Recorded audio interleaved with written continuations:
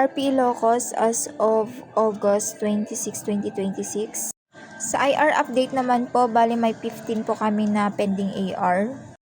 IR number 16649, bali ito po yung sa overdue AR po namin. Commitment date po namin ito is hanggang katapusan. Sa IR 19115 naman po, ito po yung sa Sobli Trackstar po na sample, which is naka-finish na po sa RAVP namin. Bali ito po yung proof na naka-finish na po. Bali wala pa po kaming nare-receive. Month of May pa po ito.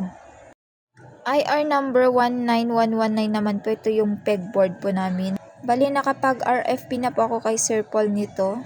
Hintayin ko na lang po yung approval. IR number 19630, bali kulang po kami sa 2307, month of March and April. Follow up ko na lang po sa admin. Then attach ko na lang po dito para ma-resolve. IR number 2067, no plastic cover for new uniforms. Bali nakapag-purchase na po kami nito. For execution na lang po pagdating.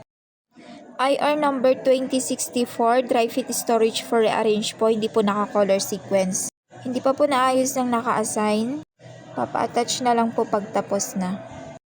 IR number 2065 hanggang 2611, bali naka-attach na po.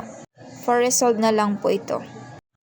Naayos po namin na visual is ito pong sa family shirt namin and sa group shirt, which is updated na po ito.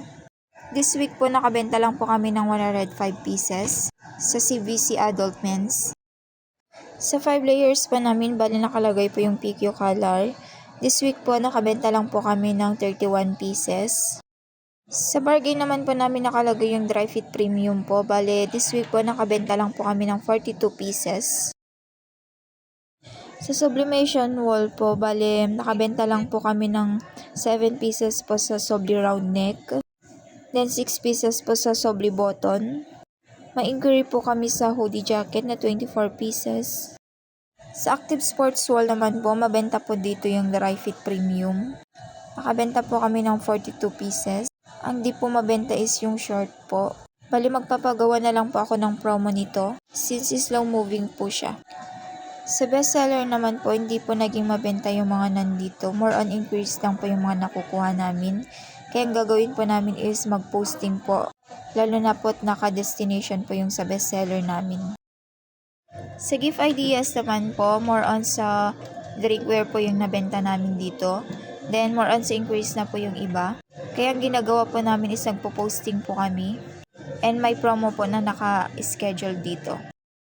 This week po sa jacket, nakabenta lang po kami sa corporate jacket ng 5 pieces.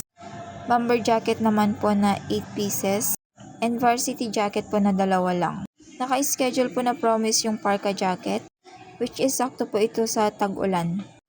Sa workwear naman po, bali nakabenta lang po kami this week ng 20 pieces po na vest. Yung iba is more on sa increase na po, kaya ang gagawin po namin is magpapa-schedule po ng promo nito. Lalo na po sa long sleeve po na reflectorized. Sa glass tower naman po namin, bali nakabenta po kami this week ng 100 pieces po na brush cap. Yung iba po dito is more on increase na po. Sa uniform wall naman po, nakabenta po kami this week ng CS15 po na 28 pieces. Then nakabenta din po kami ng 37 pieces sa MTO combi po natin na CS6.